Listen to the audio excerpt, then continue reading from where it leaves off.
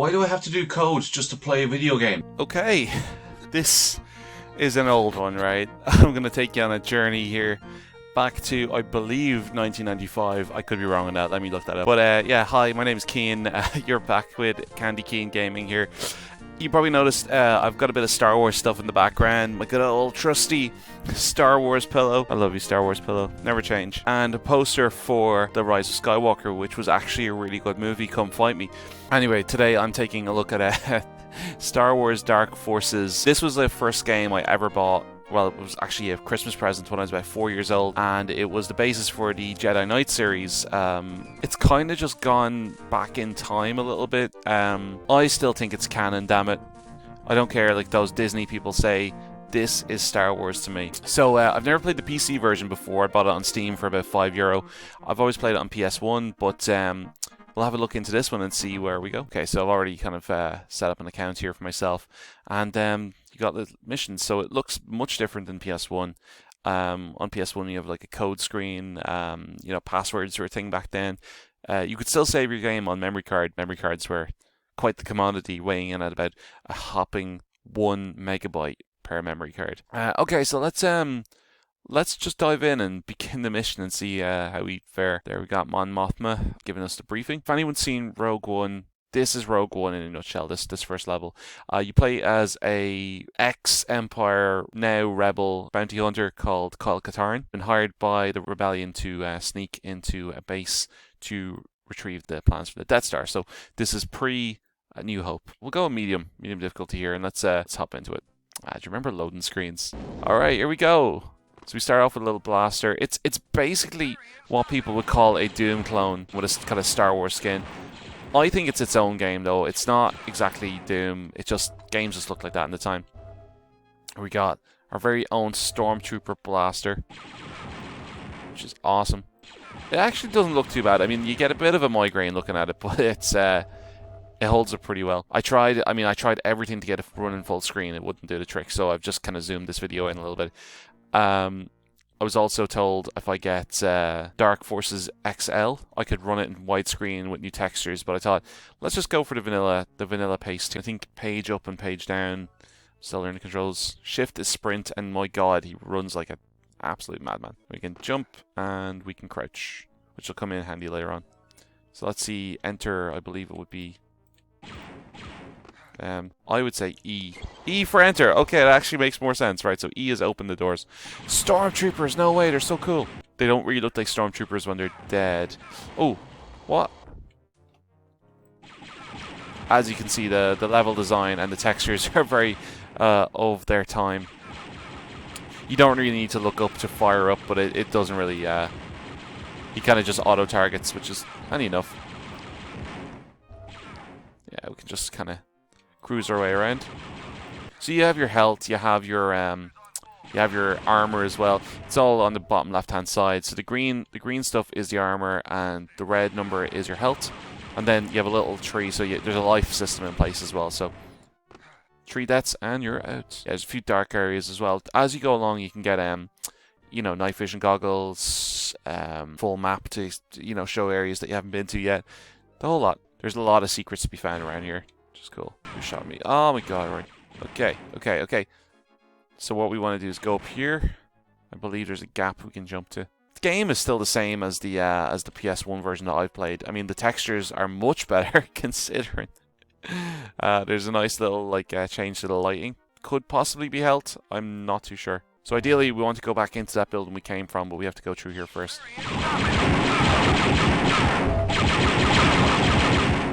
Get a bit of a seizure watching the flashing lights.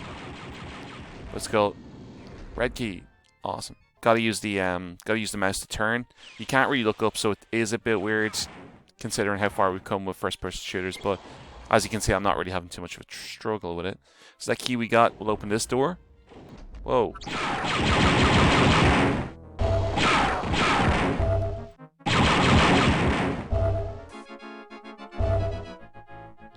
And look, a little mouse droid. Oh, cool. I want your battery, mouse droid. Haha.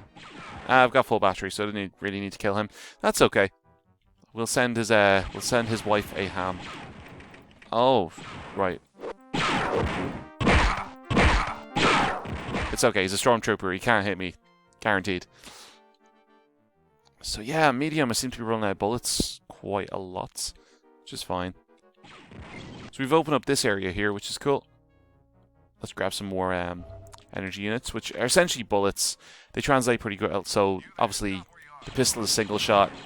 The machine gun uses, or the blaster, sorry for staying in Star Wars speak. The blaster uses 2 shots at once, and then as you get more weapons, they'll be firing like 5 shots at once. There's a nice little dot plan of the Death Star, which is quite cool.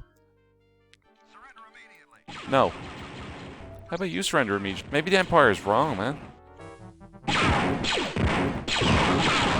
What if the Empire was like, you know, this amazing, like they built this like massive infrastructure? Because I think it needs to be looked into a bit more. I know Star Wars lore is huge, but in the movie side of things, do they really do much of a genocide besides Order 66? Like, you know, I mean, I know, what was it? The Force Unleashed kind of started off with this attack on Kashyyyk, and just Darth Vader going around slaughtering Wookiees. Here we go. Here we go, the Rebel plans. That's Rogue One in a nutshell. This is too easy. Now to get to my ship.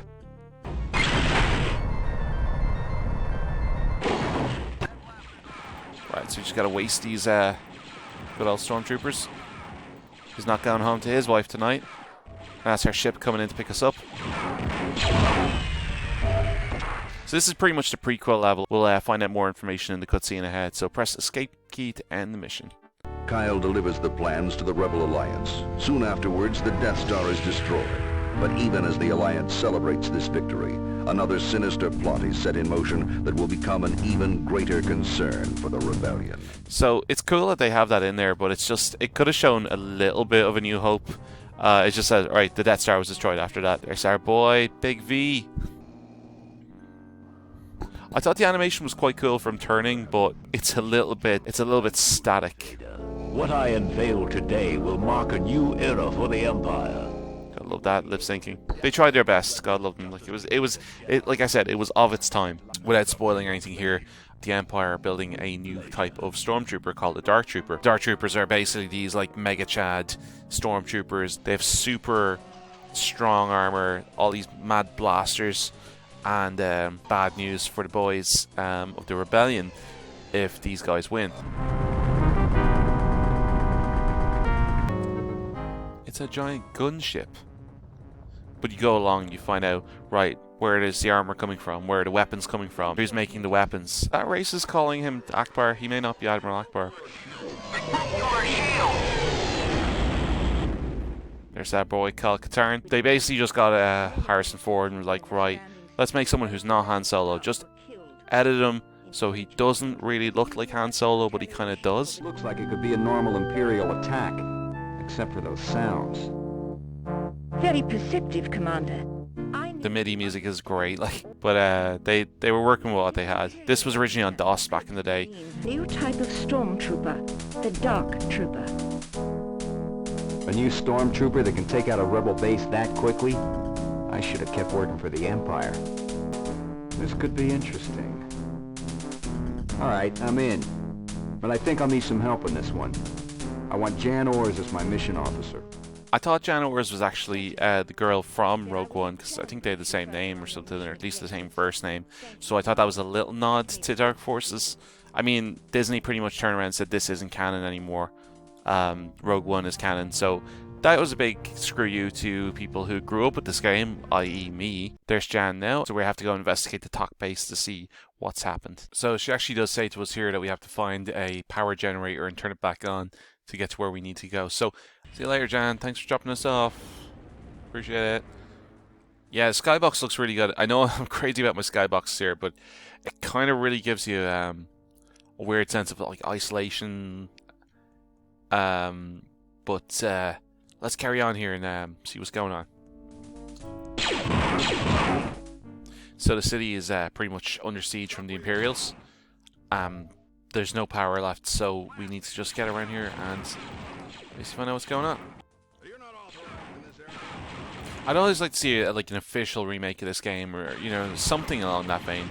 I know we've come a long way in like shooters at the moment, especially with you know, like the amount of Call of Duties out there being regurgitated every year. You know, something of a Call of Duty vein, but with Star Wars instead of like this advanced warfare stuff, which I admit is cool. I never had a problem with COD games. Like I really don't. I don't love them. I don't hate them. I just enjoy them. But it'd be really cool to see some sort of action-packed first-person Star Wars game that's like, you know, to the letter, like. And I'm sure there's loads out there already, but just one that's more modern. Apart from all these Battlefronts that are coming out, which I still have to play. I still have to play the newest Battlefront. Hop the sledge. Then here, it's kind of hard to make out where bad guys are sometimes, but we're lucky enough that that we kind of have this auto aim system here. Even if we're a little bit off, we'll still pick them off. There's the charred corpses of the unfortunate people to get absolutely brutalized by the Empire.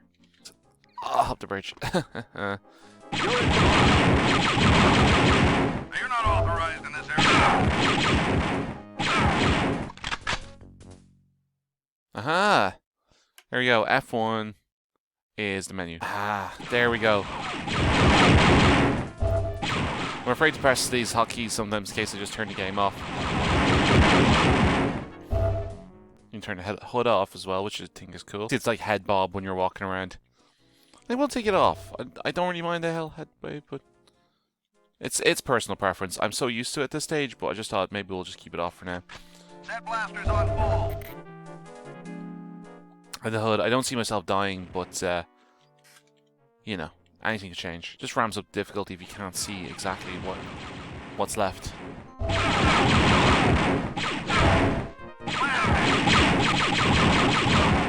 It's great playing this with a mouse and keyboard. It does take a little bit of adjusting to get into it, but it's not too bad. How's everyone enjoying the channel so far? I mean, like, I know this is only the third game I've had a look at so far, but any recommendations for games? I mean, with Steam, it's pretty much possible to do anything. Let me know. Like, I'd like to do, you know, kind of stuff from the 90s, like PS1 era stuff, or maybe like I might do continue on with a few older Star Wars games. Like maybe take a look at The Phantom Menace, which was really fun. It was so difficult, but my god, you could go to Tatooine and just murder everyone. You could kill Anakin and you just get a game over screen. I was like, hang on, he's Darth Vader. Pretty much, I should be a hero. I killed this child, and I, you know, and you're booing me? Why are you booing me? I'm right.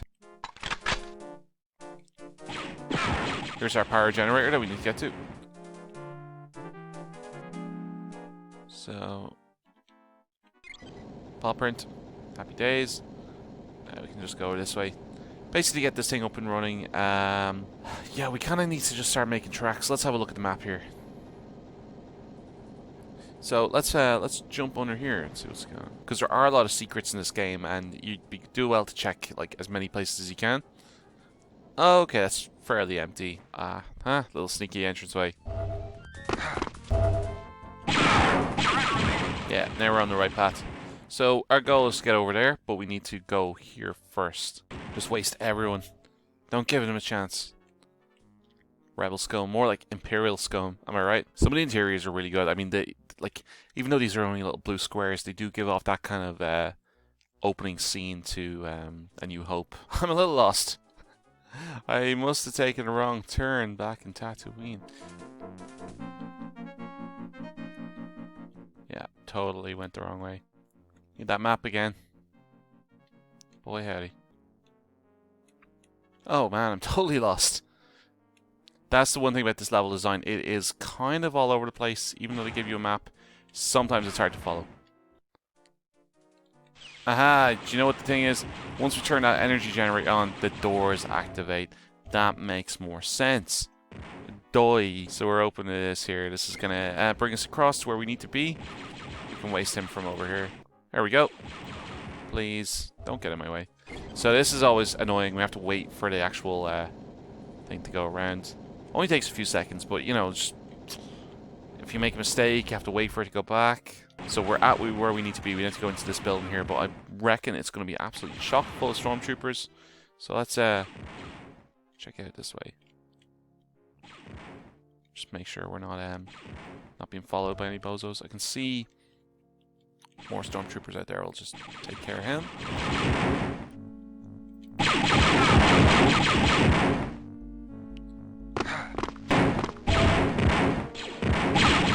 At least most levels are pretty straightforward, you know, you have a goal to get to. If there's a direction you haven't gone to before, then maybe checking that direction will probably lead you to where a key or something where you need to be. Again, the Doom formula, you know, but it's just the level design is a little bit more different than a Doom game, especially because there's certain objectives you need to complete within the level before you move on. So in this, for example, I have to get, like the first level actually, I have to get the plans. I have to search the sites that the Dark Trooper prototypes have attacked. As you can see, this place... Oh, I'm actually out of bullets. There isn't any enemy infighting in this game, but you can definitely get the enemies to shoot each other. Oh, no. Right, okay, we'll just use the pistol for a while. Whoa. You just made me jump. You're not authorized in this area. Well, you're probably not either. Those guys are tough, actually. It looks like a canteen, but I'm gonna say it's an armory. For coolness sake.